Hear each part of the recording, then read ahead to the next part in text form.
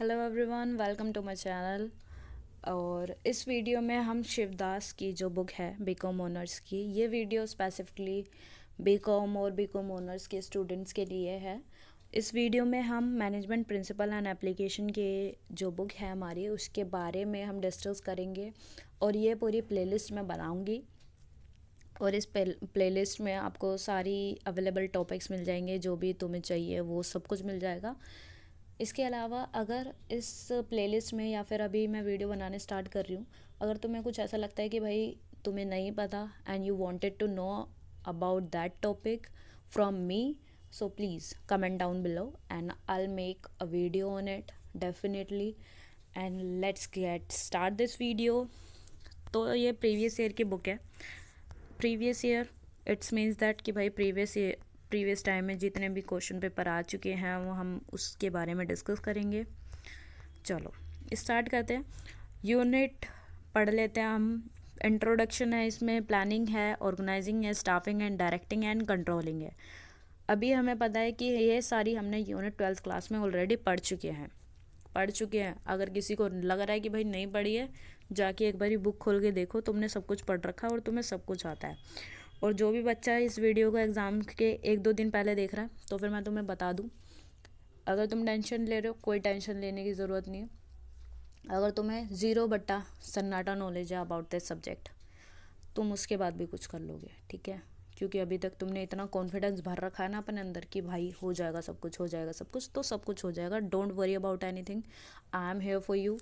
अगर तुम्हें कुछ भी नहीं आता है ना, तो उस लाइन को उठाओ, उसमें से जिसका भी वर्ड तुम्हें पता है। फॉर एग्जाम्पल यहाँ पे लिख रखा है डिफाइन मैनेजमेंट, ठीक है। मैनेजमेंट को डिफाइन करो। मैनेजमेंट पढ़ रखा है तुमने 12th क्लास में, उसको डिफाइन करने स्टार्ट कर दो। एग्जाम्पल भर दो उसके अंदर, एग्जाम्पल के साथ साथ उसकी करेक्टरिस्टिक्स भर दो, उसके साथ साथ माइंड मैप बना दो, उसके साथ साथ ये भी लिख दो कि मैनेजमेंट के फंक्शन क्या होते हैं, इंपॉर्टेंस क्या होती है मैनेजमेंट की। ये सारी चीज़ें तुम लिख सकते हो, ठीक है।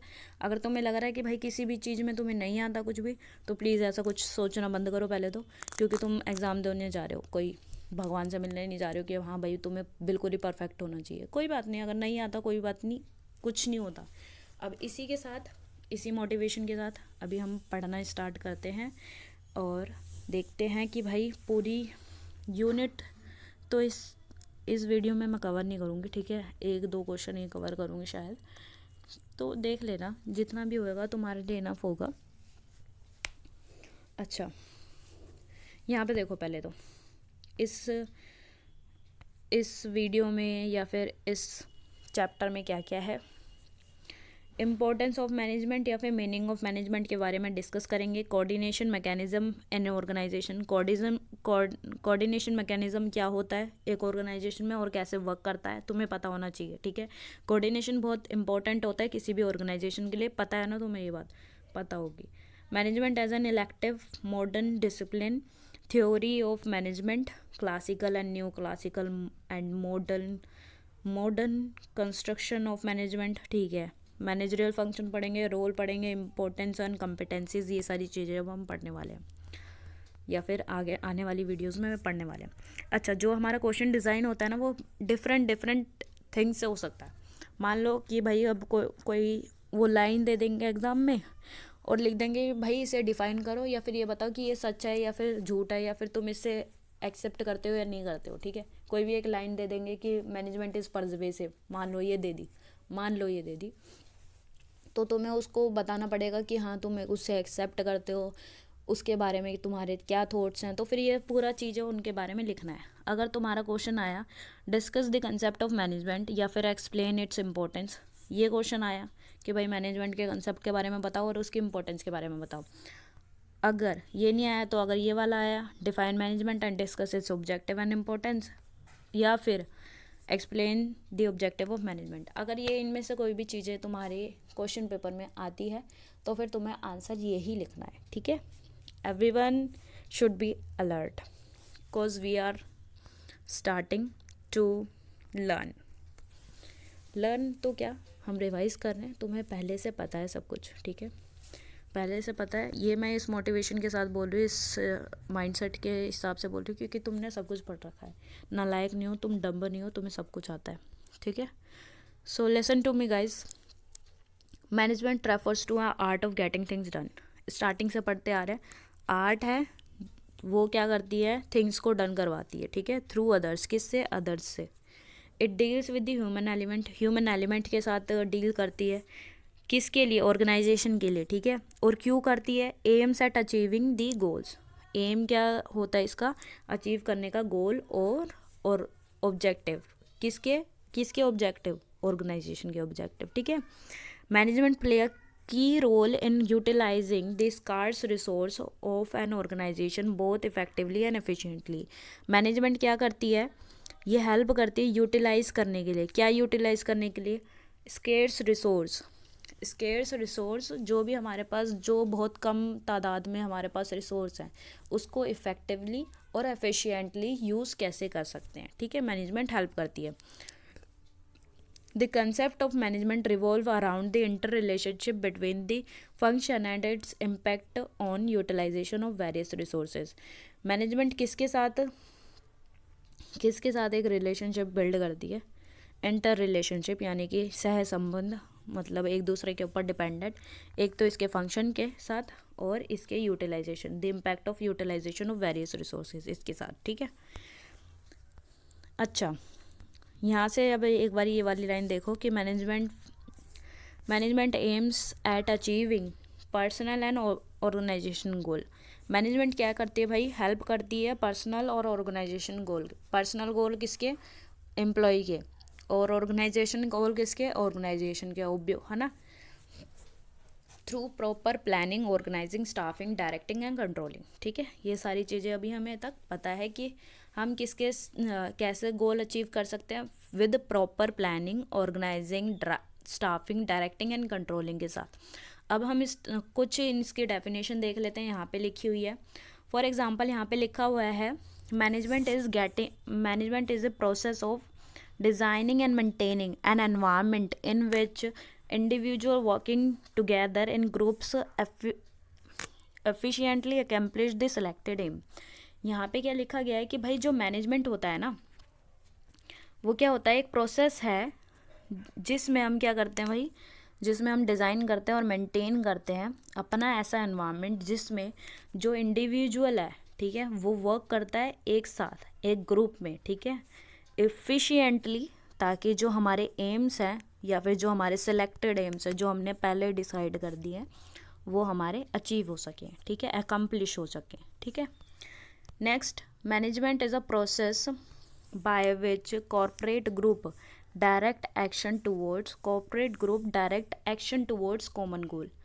यहाँ पे जो कॉर्पोरेटिव ग्रुप हैं, कॉर्पोरेटिव ग्रुप्स कौन से, मतलब जो ग्रुप जो आपसी साझेदारी, ऐसा कुछ वर्ड होता है, उसमें बनाए जाते हैं, और इनका एक्शन क्या किस तरफ होता है, कॉमन गोल की तरफ। कॉमन गोल मतलब ऑर्गेनाइजेशन गोल, ठीक है।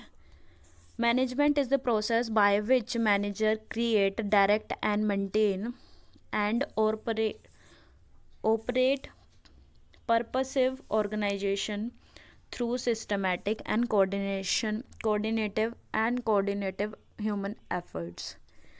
अब इसमें दे रखा है कि भाई मैनेजमेंट एक ऐसा प्रोसेस है जिसमें मैनेजर क्या करता है, वो क्रिएट करता है, डायरेक्ट करता है और मेंटेन करता है और ऑपरेट करता है। क्या ऑपरेट करता है, purposeful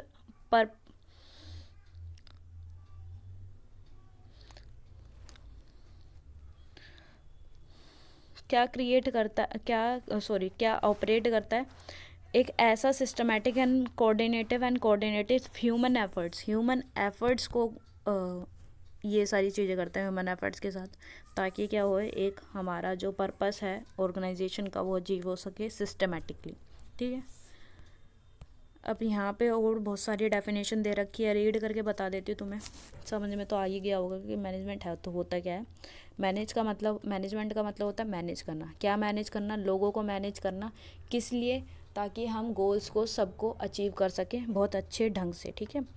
management is the coordination of all resources through the process of planning, organizing, directing, controlling in order to attain stated goal, ठीक है। Management is the social and technical process that utilize resource, influence human actions, and facilitate changes in order to accomplish the organization goal.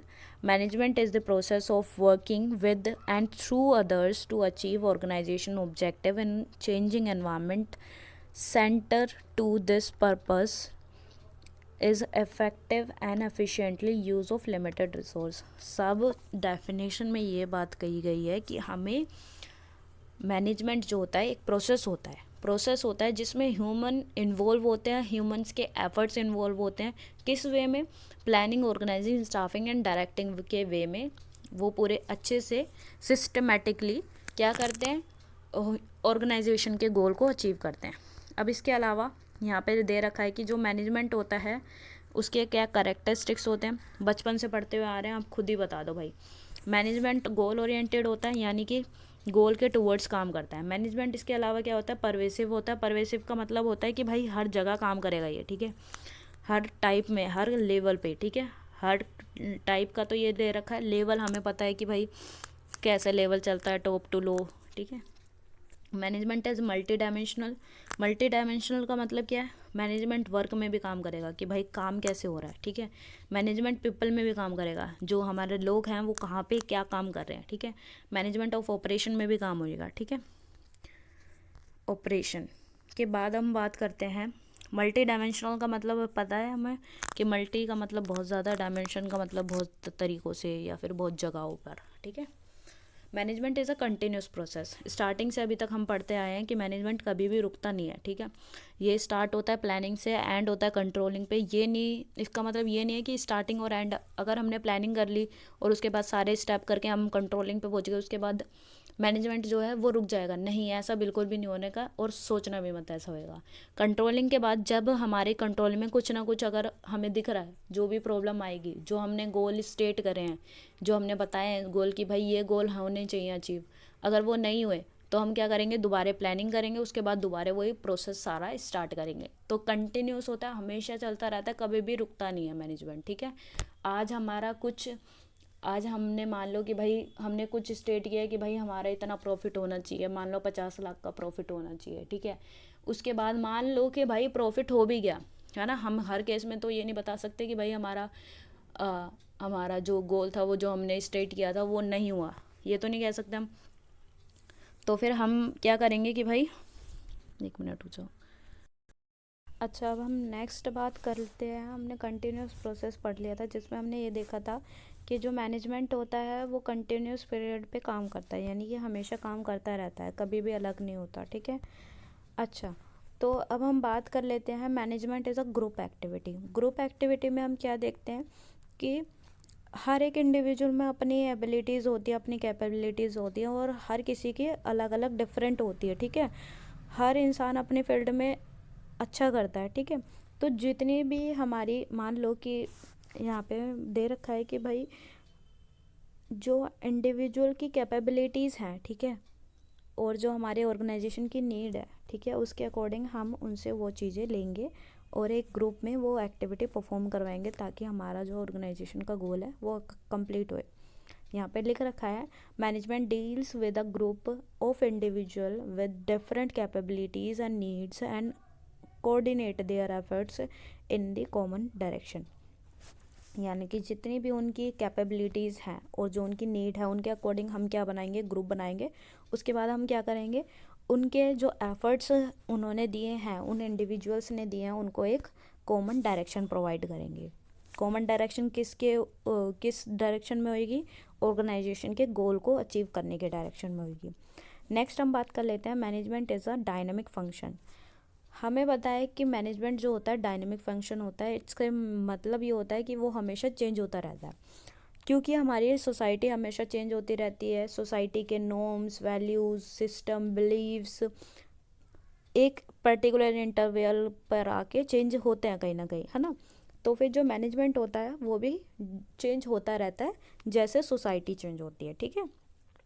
तो management को कैसा होना चाहिए कि भाई adapt करना चाहिए जो भी एनवायरनमेंट में चेंजेस आ रहे हैं उसके अकॉर्डिंग, ठीक है। यहाँ पे लिख रखा है it has to adapt itself to the ever changing environment. जो हमारा एनवायरनमेंट है जो चेंज हो रहा है उसके साथ साथ इसको भी चेंज होना होगा। चेंज तो यूज़ नहीं करेंगे हम यहाँ पे वर्ड, हम यहाँ पे यूज़ करेंगे मैनेजमेंट को अडेप्ट करने पड़ेंगे एनवायरमेंटल चेंजेस। ठीक है, इसके बाद हम बात कर लेते हैं मैनेजमेंट इज़ इंटेंजिबल। मैनेजमेंट जो होता है इंटेंजिबल होता है, that can be seen and that can not be touch. ठीक है, ये हमेशा हमेशा प्रेजेंट रहता है हमारे आसपास, हमारी ऑर्गेनाइजेशन में, हमारे घर में, इवन हमारे स्कूल्स में, कॉलेजेस में, बट ये हमें कभी भी दिखाई नहीं देता। इसके बाद हम बात कर लेते हैं management of objective of management. Management के 3 ऑब्जेक्टिव होते हैं, एक होता है organizational, second personal, third social. ठीक है, तो जो तीनों ऑब्जेक्टिव है ना मैनेजमेंट के, मैनेजमेंट तीनों उसमें काम करता है। कि मान लो ऑर्गेनाइजेशन का ऑब्जेक्टिव क्या होगा मैनेजमेंट का, अगर कोई मैनेजमेंट है वो अपने ऑर्गेनाइजेशन में काम कर रही है तो फिर उसका ऑब्जेक्टिव क्या होगा। पहला तो होगा कि भाई अगर उसने नया बिजनेस सेटअप किया है तो फिर उसमें वो उसका सर्वाइवल का चांस हो। ठीक है, वो सर्वाइव कर सके। हम ये नहीं कह रहे प्रॉफिट अर्न करे अभी वो, ठीक है, वो इतना अर्न करे कि वो सर्वाइव करने के लायक हो बिजनेस। ठीक है, अब जब उसका सर्वाइवल हो गया तो उसके बाद वो क्या करेगा, प्रॉफिट करेगा। ठीक है, प्रॉफिट कमाएगा। प्रॉफिट कैसे कमाएगा, जो भी कॉस्ट है और जो रिस्क है उसका बिजनेस का उसको कवर अप करेगा। ठीक है, और जो जितना भी बच जाएगा फिर वो प्रॉफिट होएगा, प्रॉफिट को मैक्सिमाइज करेगा। ठीक है, प्रॉफिट करने के बाद वो अपनी ग्रोथ के ऊपर काम करेगा। ठीक है, जब हमने प्रॉफिट अच्छा खासा कमा लिए तो फिर हम किसके बारे में बात करेंगे, ग्रोथ के बारे में बात करेंगे। नेक्स्ट ऑब्जेक्टिव आ जाता है मैनेजमेंट का सोशल ऑब्जेक्टिव। ठीक है, सोशल ऑब्जेक्टिव में हम क्या करेंगे, सोसाइटी के ऊपर ध्यान देंगे। सोसाइटी के ऊपर ध्यान कैसे देंगे, conserving the environment and natural resources. मान लो कोई बिजनेस सेटअप हुआ है किसी एक पर्टिकुलर एनवायरनमेंट में, ग्रीनरी है, अच्छा खासा पोल्यूटेड एरिया नहीं है वो। ठीक है, तो फिर बिजनेस यूनिट को भी ये ध्यान रखना चाहिए जिस एनवायरनमेंट में वो सेटअप है ना उसको बहुत लंबे समय तक वो एनवायरनमेंट वैसा ही रखना चाहिए। ये नहीं कि उसको पोल्यूटेड कर दे, आते के साथ ही गंदगी फैला दे कहीं पे भी, तो फिर एनवायरनमेंट को भी कंजर्व करना चाहिए। Giving employment opportunity to disadvantage section of the society. Opportunities provide करवा देनी चाहिए कौन से सेक्शन को, जो भी डिसएडवांटेज है, जिनको भी जॉब प्रोवाइड नहीं हो रही है उनको अपॉर्चुनिटीज़, या फिर अपॉर्चुनिटीज़ मतलब एम्प्लॉयमेंट उनको प्रोवाइड करवाए। ठीक है, प्रोवाइडिंग बेसिक अमेनिटीज़। ठीक है, बेसिक अमेनिटीज़ प्रोवाइड करें, स्कूल, पार्क वगैरह, साफ़ सुथरा माहौल, ये सारी चीज़ें एम्प्लॉय के बच्चों को प्रोवाइड की जाए। ठीक है, इसके बाद हम बात कर लेते हैं avoidance of the anti social and unfair trade practices. जो भी सोसाइटी से एक्सेप्टेड नहीं है, एंटी सोशल एक्टिविटीज़ हैं या फिर अनफेयर ट्रेड प्रैक्टिसेस हैं, उसको अवॉइड करना चाहिए हमेशा। ठीक है, नेक्स्ट हम बात कर लेते हैं conducting business in lawful manner. Business को कैसे कंडक्ट करना चाहिए, एक लॉफुल मैनर में कंडक्ट करना चाहिए। नेक्स्ट बात कर लेते हैं अब हम personal and individual objective. Personal and individual objective, अब ये पर्सन कौन, किसके बारे में बात करिए, ये पर्सन है ऑर्गेनाइजेशन के अपने एम्प्लॉय। ठीक है, जो डिफरेंट बैकग्राउंड और अपने एक्सपीरियंस और अपना ऑब्जेक्टिव लेके एक ऑर्गेनाइजेशन में काम करते हैं। ठीक है, उनके लिए भी तो एक ऑर्गेनाइजेशन को या फिर एक मैनेजमेंट को ध्यान रखना चाहिए कुछ चीज़ें, और वो सारी ऑब्जेक्टिव क्या है। पहला तो ये है कि भाई fair and competitive remuneration for work performed.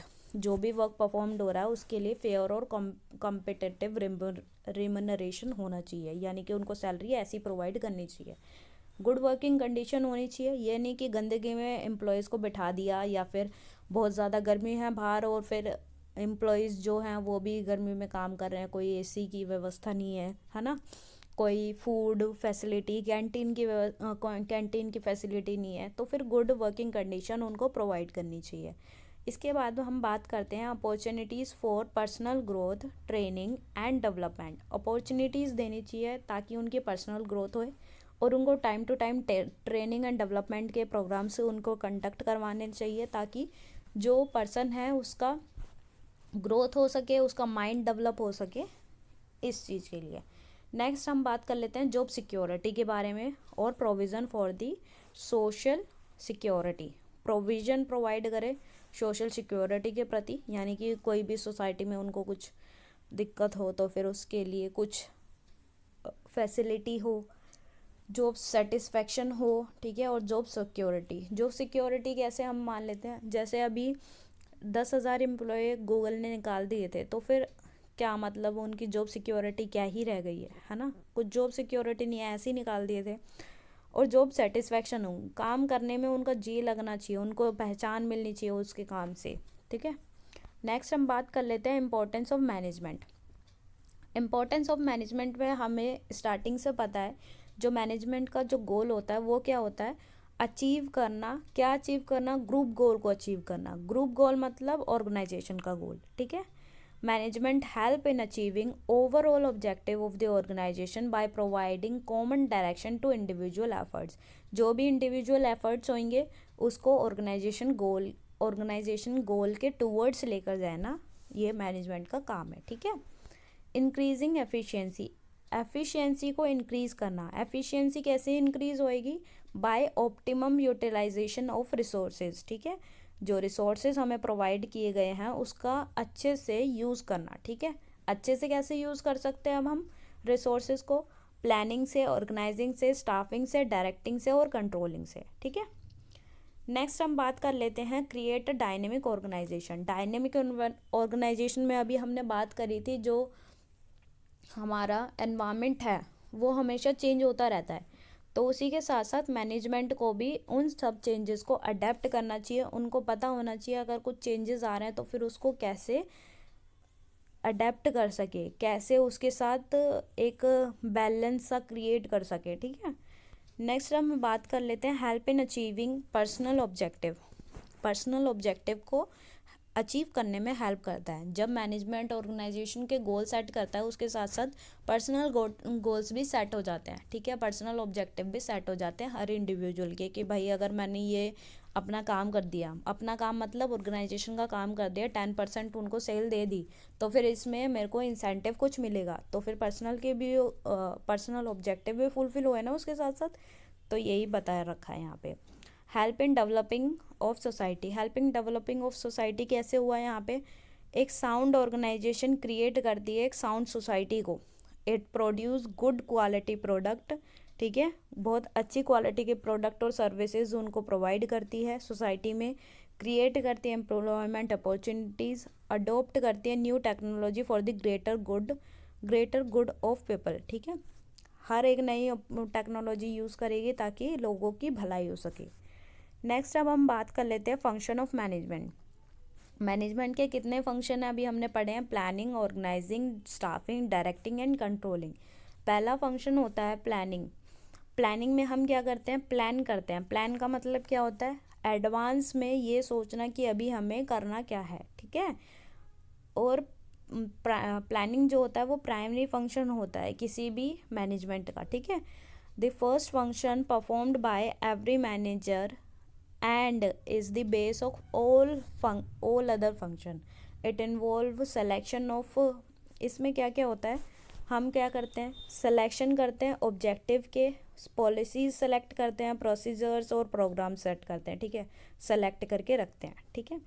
ये जो फंक्शन है वो सारे अदर फंक्शंस का एक बेस तैयार करता है। इसी के ऊपर सारे जो भी अब हम आगे पढ़ने वाले फंक्शन है ना वो वर्क करते हैं। नेक्स्ट आ जाएगा ऑर्गेनाइजिंग। ऑर्गेनाइजिंग में क्या करेंगे, हम ऑर्गेनाइज करेंगे। ऑर्गेनाइज कैसे करेंगे, अब हम ऑर्गेनाइज करेंगे हम आइडेंटिफाइंग करके और ग्रुप करके, ठीक है। ग्रुप आइडेंटिफाई करेंगे और ग्रुपिंग करेंगे। ग्रुप कैसे करेंगे, सेम काम की ग्रुपिंग कर देंगे कि भाई ये काम इस ग्रुप को दिया जाता है, ठीक है। उसके साथ साथ हम अथॉरिटी और रिस्पॉन्सिबिलिटी दोनों डिवाइड कर देंगे या फिर उनको देंगे जिनका भी काम है, और एस्टेब्लिश करेंगे एक रिलेशनशिप, फॉर एग्ज़ाम्पल एम्प्लॉय की और उनके हेड की, ठीक है, और एम्प्लॉय और एचआर की, ये सारी रिस्पॉन्सिबिलिटी हम डेवलप करेंगे। It is done for a purpose of enable people to work as a group most effectively for accomplish the organisation goal, ठीक है। ऑर्गेनाइजिंग में हम क्या करेंगे, ऑर्गेनाइज करेंगे ग्रुप को, ठीक है, और परफॉर्म करवाएंगे defining and delegating responsibility and authority and establish the relationship, ये सारा काम किस में होता है, ऑर्गेनाइजिंग में होता है। इसके बाद हम बात कर लेते हैं स्टाफिंग की। स्टाफिंग का मतलब क्या होता है, स्टाफ करना। स्टाफ मतलब रिक्रूटमेंट करना, हायरिंग करना, ठीक है, हायरिंग करना।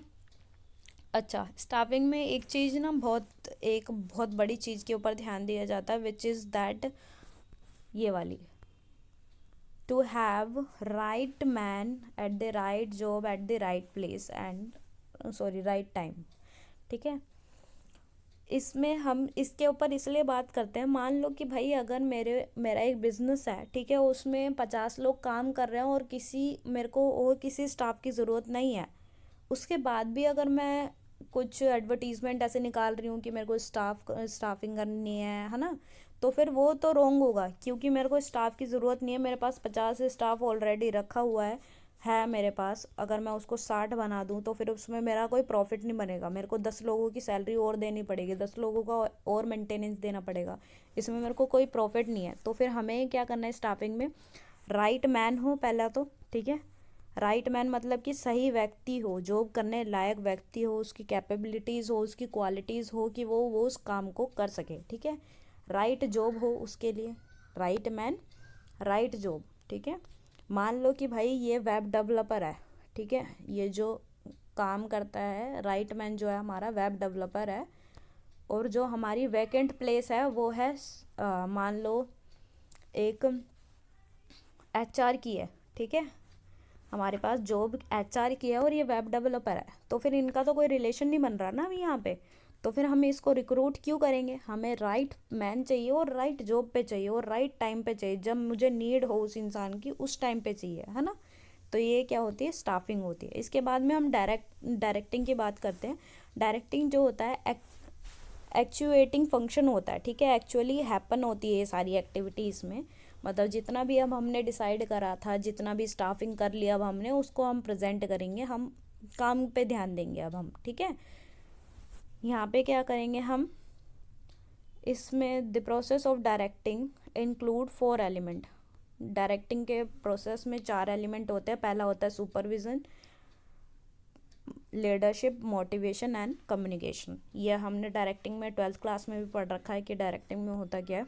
I think so you should know about it, I think so you know about it. Next अब हम बात कर लेते हैं कंट्रोलिंग के बारे में। कंट्रोलिंग क्या होती है, मॉनिटर करना, ठीक है, मॉनिटर करना अपनी परफॉर्मेंस को, और हमारे जितनी भी हमने चीज़ें गलत करी हैं सही करी हैं उनको हिसाब से देखना, ठीक है। ये सारी चीज़ें किस में आता है, कंट्रोलिंग।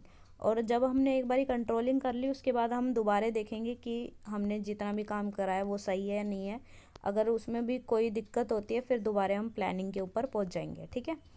इसके बाद हम बात कर लेते हैं, वीडियो थोड़ी ज़्यादा लंबी हो गई है तो फिर ये वाली वीडियो यहीं पे छोड़ देते हैं।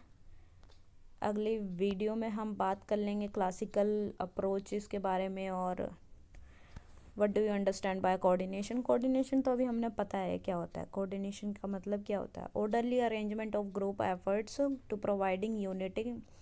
कोऑर्डिनेशन का मतलब क्या होता है, एक ऑर्गेनाइजेशन में बहुत सारे लोग होते हैं, ठीक है। अब वो जो बहुत सारे लोग होते हैं उनका, अगर मान लो कि सबको अलग अलग काम दे दिया, कोई एक दूसरे से बातचीत करके काम नहीं कर रहा, तो क्या वो काम एक गोल को अचीव करने में हेल्प करेगा, नहीं करेगा, नहीं करेगा ना। तो अब हम इसी के बारे में बात करेंगे नेक्स्ट वाली वीडियो में, और देख लेंगे कि और क्या क्या हमें रीड करना है। और अगर तुम्हारे पास कुछ भी सजेशन है about the video, about the syllabus, about anything, whatever you wanted to know, उसके बारे में कमेंट कर देना, so that I make a video on it, ठीक है। So that's all for today's video, and with that I just want to recall you that कि भाई ये जो सीरीज़ चल रही है वो चल रही है मैनेजमेंट प्रिंसिपल एंड एप्लीकेशन की, बीकॉम ऑनर्स के स्टूडेंट्स के लिए सेमेस्टर 3, ठीक है। एंड आई होप कि you like this video. If you like this video, please love this channel, and love this channel in the sense of subscribe my channel and hit the like button, and this will very helpful for me. This, it might be free for you, but it is very helpful for me. You guys are very lovely cause you are encouraging me to make such videos, you are encouraging me to make such content for you guys. So please be with me, and thank you so much for everything that you are supporting me till now, and love you guys so much.